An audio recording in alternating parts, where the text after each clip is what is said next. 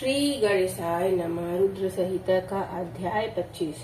श्री शिव के द्वारा गोलोक धाम में श्री विष्णु का गोपेश के पथ पर अभिषेक तथा उनके प्रति प्रणाम का प्रसंग सुनकर श्री राम का सती के मन में संदेह दूर करना, सती का शिव के द्वारा मानसिक त्याग।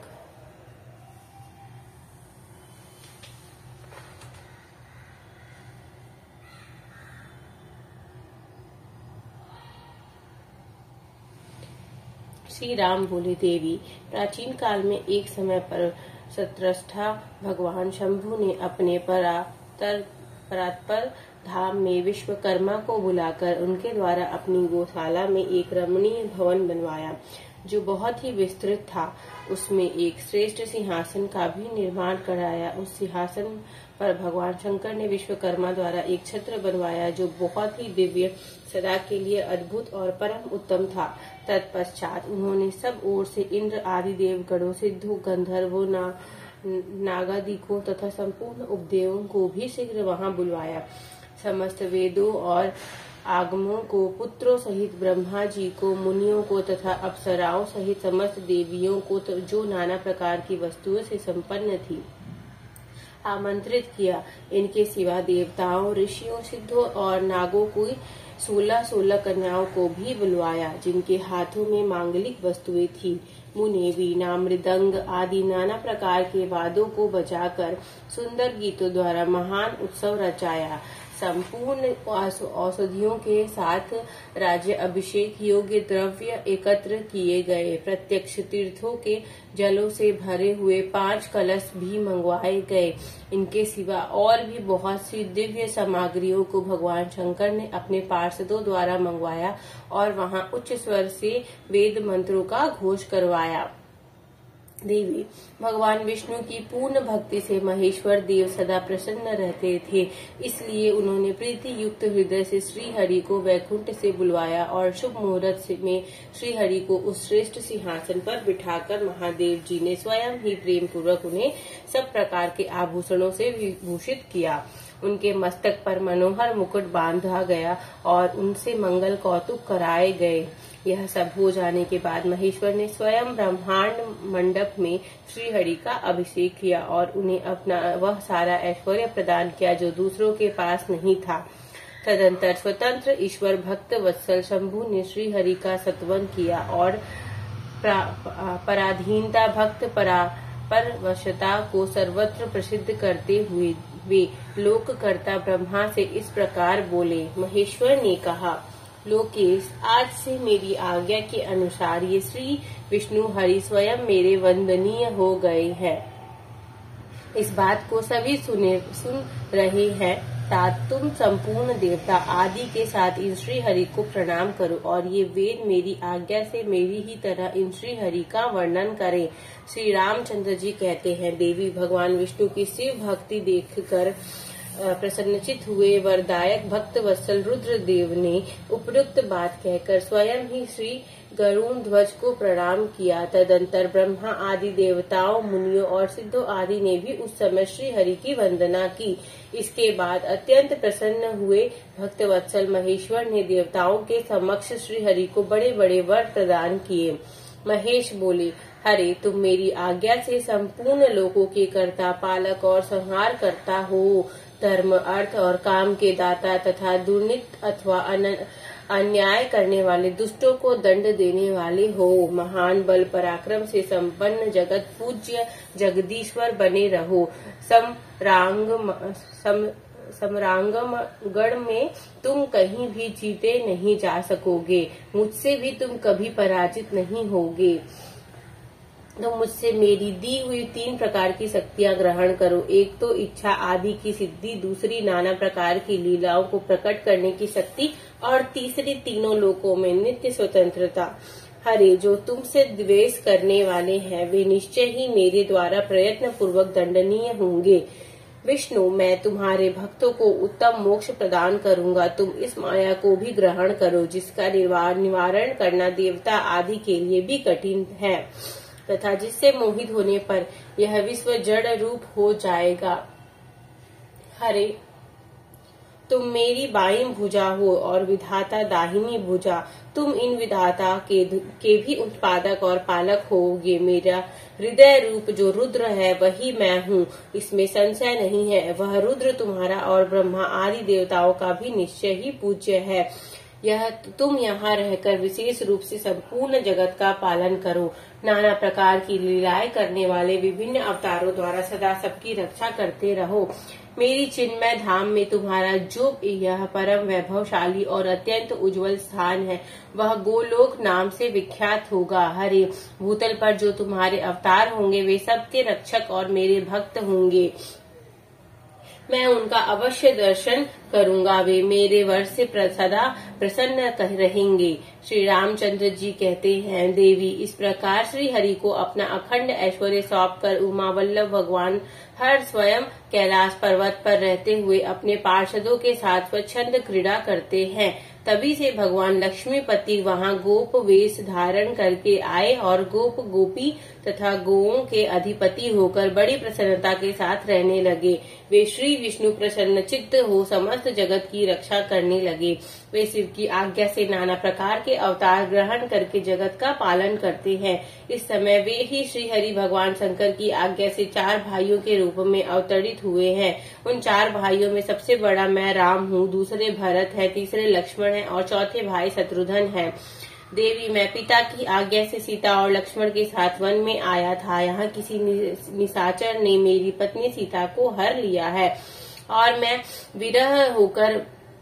विरही होकर भाई के साथ इस वन में अपनी प्रिया का अन्वेषण करता हूँ। जब आपका दर्शन प्राप्त हो गया तब सर्वथा मेरा कुशल मंगल ही होगा। माँ सती, आपकी कृपा से ऐसा होने में कोई संदेह नहीं है। देवी निश्चय ही आपकी ओर से मुझे सीता की प्रति विषयक वर प्राप्त होगा। आपके अनुग्रह से उस दुख देने वाले पापी राक्षस को मारकर मैं सीता को अवश्य प्राप्त करूंगा।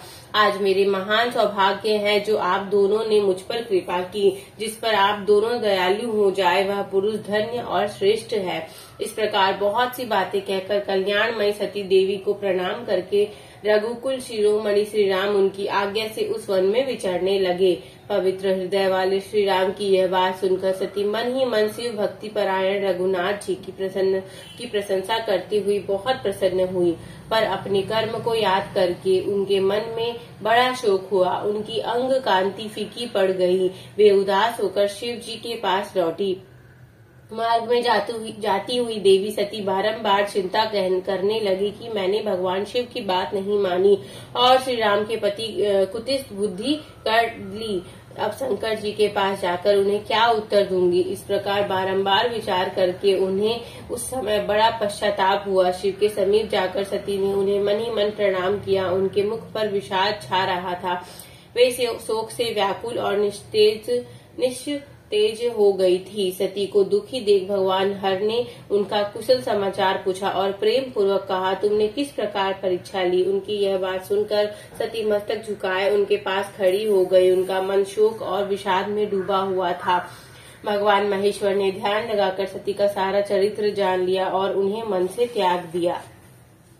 वेद धर्म का प्रतिपालन करने वाले परमेश्वर शिव ने अपनी पहले की हुई प्रतिज्ञा को नष्ट नहीं होने दिया। सती का मन से त्याग करके वे अपने निवास भूत कैलाश पर्वत पर चले गए। मार्ग में महेश्वर और सती को सुनाते हुए आकाशवाणी बोली, परमेश्वर तुम धन्य हो, तुम्हारी यह प्रतिज्ञा भी धन्य है। तीनों लोकों में तुम्हारे जैसा महायोगी और महाप्रभु दूसरा कोई नहीं है। वह आकाशवाणी सुनकर देवी सती की कांति फीकी पड़ गई। उन्होंने भगवान शिव से पूछा, नाथ मेरे परमेश्वर, आपने कौन सी प्रतिज्ञा की है, बताइए। सती ने इस प्रकार पूछने पर उनका हित चाहने वाले प्रभु ने पहले अपने विवाह के विषय में भगवान विष्णु के सामने जो प्रतिज्ञा की थी उसे नहीं बताया। उन्होंने उस समय सती ने अपने प्राण वल्लभ पति भगवान शिव का ध्यान करके उस समस्त कारण को जान लिया जिससे उनके प्रियतम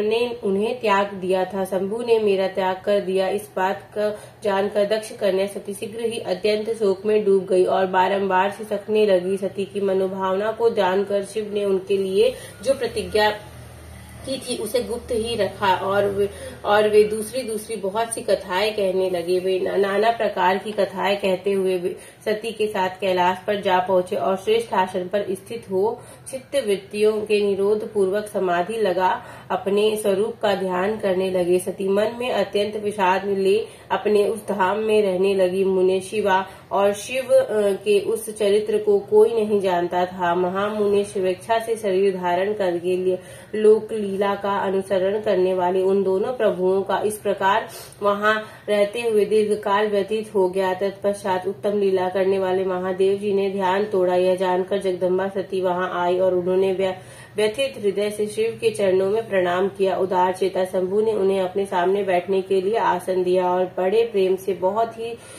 सी मनोहर कथाएं कही। उन्होंने वैसे ही लीला करके सती के शोक को तत्काल दूर कर दिया। वे पूर्ववत सुखी हो गई। फिर भी शिव ने अपनी प्रतिज्ञा को नहीं छोड़ा। तात परमेश्वर शिव के विषय में यह कोई आश्चर्य की बात नहीं समझनी चाहिए। मुनि लोग शिवा और शिव की ऐसी ही कथा कहते हैं। कुछ मनुष्य उन दोनों में वियोग मानते हैं, परंतु उनमें वियोग कैसे संभव है? शिवा और शिव के चरित्र को वास्तविक रूप से कौन जानता है? वे दोनों सदा अपनी इच्छा से खेलते और भांति भांति की लीलाएं करते हैं। सती और शिववाणी और अर्थ की भांति एक दूसरे से नित्य संयुक्त है। उन दोनों में वियोग होना असंभव है। उनकी इच्छा से ही उनमें लीला वियोग हो सकती है। इस तरह अध्याय 25 संपूर्ण होता है। हर हर महादेव शिव शंभु। अगला अध्याय प्रयाग में समस्त महात्मा मुनियों द्वारा किए गए यज्ञ में दक्ष का भगवान शिव को तिरस्कार पूर्वक शाप देना तथा नंदी द्वारा ब्राह्मण कुल को शाप प्रदान करना, भगवान शिव का नंदी को शांत करना। ब्रह्मा जी कहते हैं, नारद पूर्व काल में समस्त महात्मा मुनि प्रयाग में एकत्र हुए थे।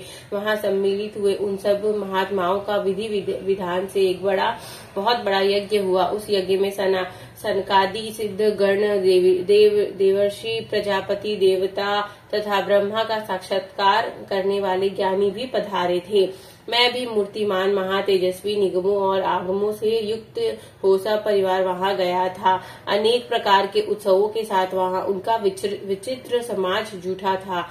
नाना शास्त्रों के संबंध में ज्ञान चर्चा एवं वाद विवाद हो रहे थे। मुने उसी अवसर पर सती तथा पार्षदों के साथ त्रिलोक हितकारी सृष्टिकर्ता एवं सबके स्वामी भगवान रुद्र भी वहां आ पहुंचे। भगवान शिव को आया देख संपूर्ण देवताओं, सिद्धों तथा मुनियों ने और मैंने भी भक्ति भाव से उन्हें प्रणाम किया और उनकी स्तुति की। फिर शिव की आज्ञा पाकर सब लोग प्रसन्नता पूर्वक यथास्थान बैठ गए। भगवान का दर्शन पाकर सब लोग संतुष्ट थे, अपने सौभाग्य की सराहना करते थे। इसी बीच में प्रजापतियों के भी पति प्रभु दक्ष, जो बड़े तेजस्वी थे, अकस्मात घूमते हुए प्रसन्नता पूर्वक वहां आए। वे मुझे प्रणाम करके मेरी आज्ञा ले वहां बैठे। दक्ष उन दिनों समस्त ब्रह्मांड के अधिपति बनाए गए थे, अतएव सबके द्वारा सम्मानीय थे, परंतु अपने इस गौरवपूर्ण पद को लेकर उनके मन में बड़ा अहंकार था, क्योंकि वे तत्व ज्ञान से शून्य थे। उस समय समस्त देवर्षियों ने नतमस्तक हो स्तुति और प्रणाम के द्वारा दोनों हाथ जोड़कर उत्तम तेजस्वी दक्ष का आदर सत्कार किया। परंतु जो नाना प्रकार के लीला विहार करने वाले सबके स्वामी और उत्कृष्ट लीलाकारी स्वतंत्र परमेश्वर है, उन महेश्वर ने उस समय दक्ष को मस्तक नहीं झुकाया। वे अपने आसन पर बैठे ही रह गए। खड़े होकर दक्ष का स्वागत नहीं किया। महादेव जी को वहां मस्तक झुकाते न देख मेरे पुत्र प्रजापति दक्ष मन ही मन अप्रसन्न हो गया। उन्हें रुद्र पर सहसा क्रोध आ गया। वे ज्ञान शून्य तथा महान अहंकार होने के कारण महाप्रभु रुद्र को क्रूर दृष्टि से देखकर उन सबको सुनाते हुए उच्च स्वर से कहने लगे। दक्ष ने कहा, ये सब देवता, असुर, श्रेष्ठ ब्राह्मण और ऋषि मुझे विशेष रूप से मस्तक झुकाते हैं, परंतु वह जो प्रेतों और पिशाचों से घिरा हुआ मनस्वी बनकर बैठा है, वह दुष्ट मनुष्य के समान क्यों मुझे प्रणाम नहीं करता? शमशान में निवास करने वाला यह निर्लज्ज जो मुझे इस समय प्रणाम नहीं करता, इसका क्या कारण है? इसके वेदों कर्म लुप्त हो गए हैं। यह भूतों और पिशाचों से सेवित हो मत वाला बना फिरता है और शास्त्रीय विधि की अवहेलना करके नीति मार्ग को सदा कलंकित किया करता है। इसके साथ रहने वाला या इसका अनुसरण करने वाला लोग पाखंडी, दुष्ट, पापचारी तथा ब्राह्मण को देखकर उदंडता पूर्वक उसकी निंदा करने वाला होता है।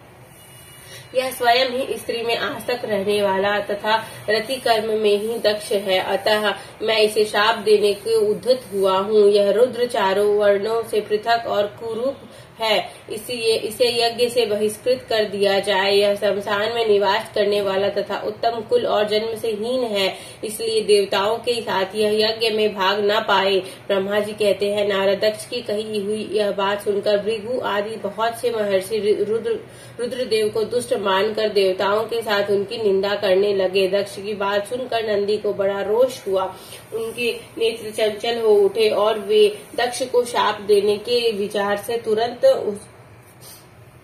इस प्रकार बोले। नंदीश्वर ने कहा, अरे रे महामूढ़ दुष्ट बुद्धि सत्य दक्ष, तूने मेरे स्वामी महेश्वर को यज्ञ से बहिष्कृत क्यों कर दिया? जिनके स्मरण मात्र से यज्ञ सफल और तीर्थ पवित्र हो जाते हैं, उन्हीं महादेव जी को तूने शाप कैसे दे दिया? दुर्बुद्धि दक्ष, तूने ब्राह्मण जाति की चपलता से प्रेरित हो इन रुद्रदेव को व्यर्थ ही श्राप दे डाला है। महाप्रभु रुद्र सर्वथा निर्दोष है, तथापि तूने व्यर्थ ही उनका उपहास किया है। ब्राह्मण धाम जिन्होंने इस जगत की सृष्टि की, जो इसका पालन करते हैं, अंत में जिनके द्वारा इनका संहार होगा, उन्हीं इन महेश्वर रूप को तूने शाप कैसे दे दिया? नंदी के इस प्रकार फटकारने पर प्रजापति दक्ष रोष से आग बबूला हो गए और उन्होंने शाप देते हुए बोले, अरे रुद्र गणों, तुम सब लोग वेद से बहिष्कृत हो जाओ। मैं वैदिक मार्ग से भ्रष्ट तथा महर्षियों द्वारा परित्यक्त हो पाखंड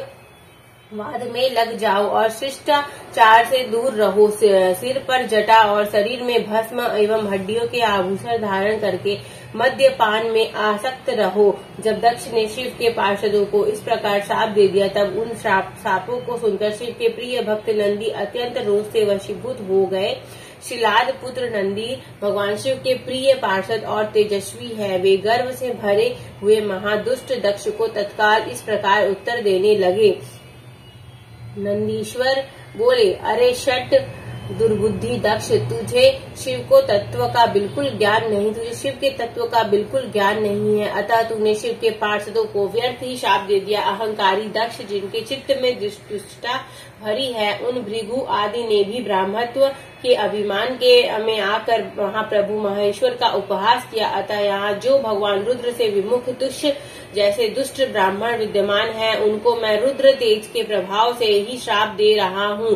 तुझ जैसे ब्राह्मण कर्म फल के प्रशंसक वेदवाद में फंसकर वेद के तत्व ज्ञान से शून्य हो जाए। वे ब्राह्मण सदा भोगों में तन्मय रहकर स्वर्ग को ही सबसे बड़ा पुरुषार्थ मानते हुए स्वर्ग से बढ़कर दूसरी कोई वस्तु नहीं है ऐसा कहते रहे तथा क्रोध लोभ और मद से युक्त हो निर्लज भिक्षुक बने रहे। कितने ही ब्राह्मण वेद मार्ग को सामने रखकर शूद्रों का यज्ञ कराने वाले और दरिद्र होंगे, सदा दान लेने में ही लगे रहेंगे।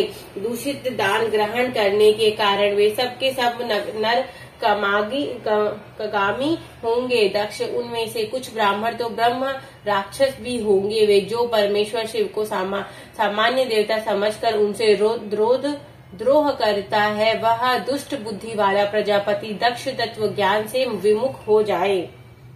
यह विषय सुख की इच्छा से कामना रूपी कपट से युक्त धर्म वाले गृहस्थाश्रम से आसक्त रहकर कर्म कांड का तथा कर्म फल की प्रशंसा करने वाले सनातन वेदवाद का ही विस्तार करता रहे।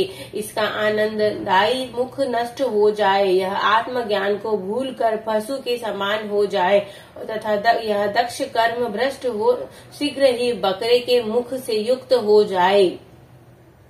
इस प्रकार कुपित हुए नंदी ने जब ब्राह्मणों को और दक्ष ने महादेव जी को शाप दिया, तब वहां महान हाहाकार मच गया। नारद मैं वेदों का प्रतिपादक होने के कारण शिव तत्व को जानता हूँ, इसलिए दक्ष का वह शाप सुनकर मैं बारंबार उसकी तथा भृगु आदि ब्राह्मणों की भी निंदा की।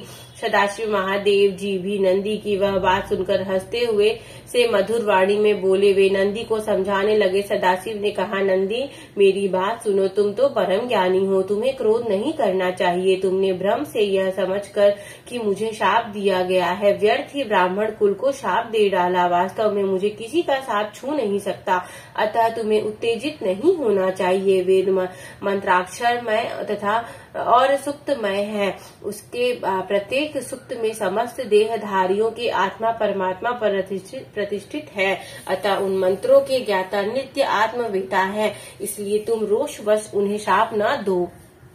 किसी की बुद्धि कितनी है दूषित क्यों ना हो, वह कभी वेदों को शाप नहीं दे सकता। इस समय मुझे शाप नहीं मिला है, इस बात को तुम्हें ठीक ठीक समझना चाहिए। महामते, तुम सनकादिक सिद्धों का भी तत्व ज्ञान का उपदेश देने वाले हो, अतः शांत हो जाओ। मैं यही यज्ञ हूँ, मैं ही यज्ञ कर्म हूँ, यज्ञों के अंगभूत समस्त उपकरण भी मैं ही हूँ, यज्ञ की आत्मा मैं हूँ, यज्ञ परायण यजमान भी मैं हूँ और यज्ञ से बहिष्कृत भी मैं ही हूँ। यह कौन है, तुम कौन हो और ये कौन? वास्तव में सब में मैं ही हूँ। तुम अपनी बुद्धि से इस बात का विचार करो। तुमने ब्राह्मणों को व्यर्थ ही शाप दिया है। महात्मे नंदी, तुम तत्व ज्ञान के द्वारा प्रपंच रचना का बात करके आत्मनिष्ठ ज्ञानी एवं क्रोध आदि से शून्य हो जाओगे। ब्रह्मा जी कहते हैं, नारद, भगवान शंभु की इस प्रकार समझाने पर नंदीकेश्वर विवेक परायण हो क्रोध रहित एवं शांत हो गए। भगवान शिव भी अपने प्राण प्रिय पार्षद नंदी को शीघ्र ही तत्व का बोध कराकर प्रथम गणों के साथ वहां से प्रसन्नता पूर्वक अपने स्थान को चल दिए।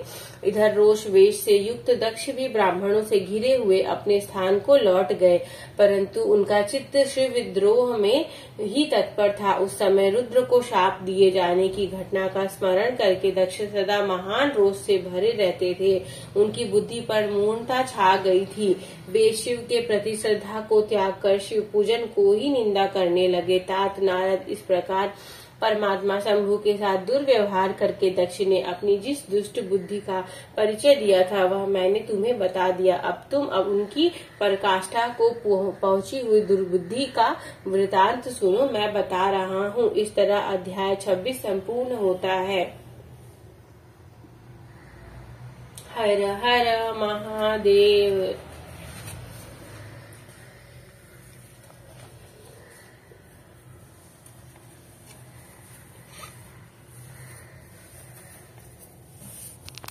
ओम जय शिव ओंकारा, प्रभु हर शिव ओंकारा,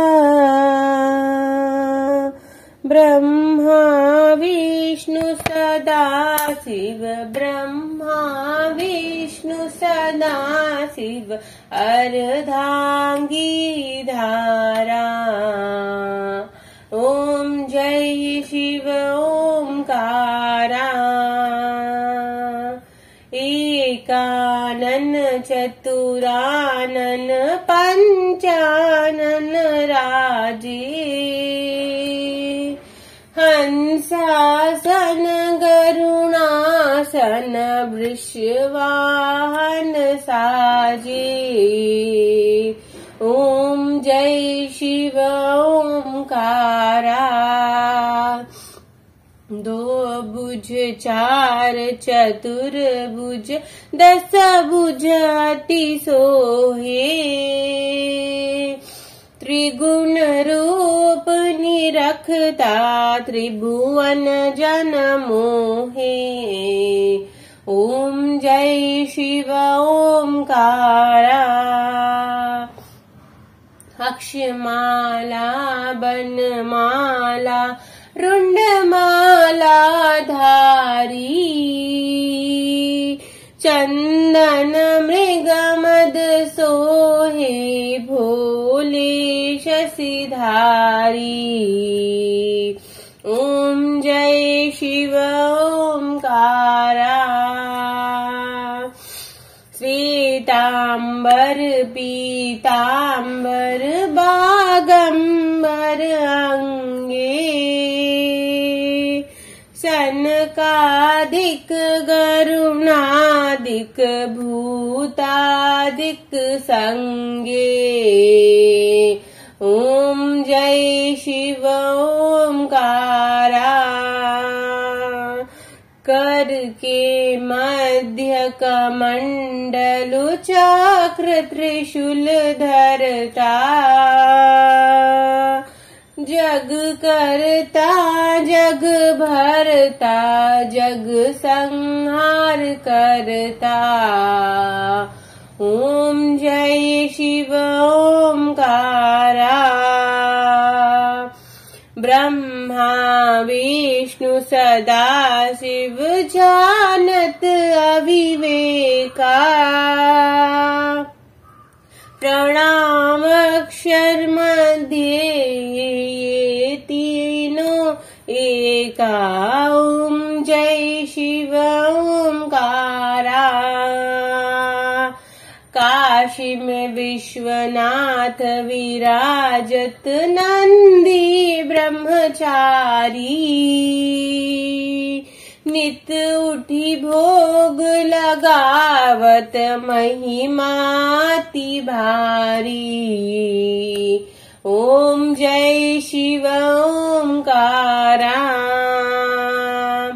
त्रिगुण शिव जी की आरती जो कोई नर गावे। कहत शिवानंद स्वामी मन वांछित फल पावे। ओम जय शिव ओंकारा। बोलो हर हर महादेव की जय। कर्पूर गौरम करुणावतारम संसार सारम भुजगेन्द्रहारम सदा वसंतं हृदयारविन्दे भवं भवानी सहितं नमामि। त्वमेव माता च पिता त्वमेव बन्धु च सखा त्वमेव विद्या द्रविणं त्वमेव सर्वं मम देव देव। बोलो हर हर महादेव की जय।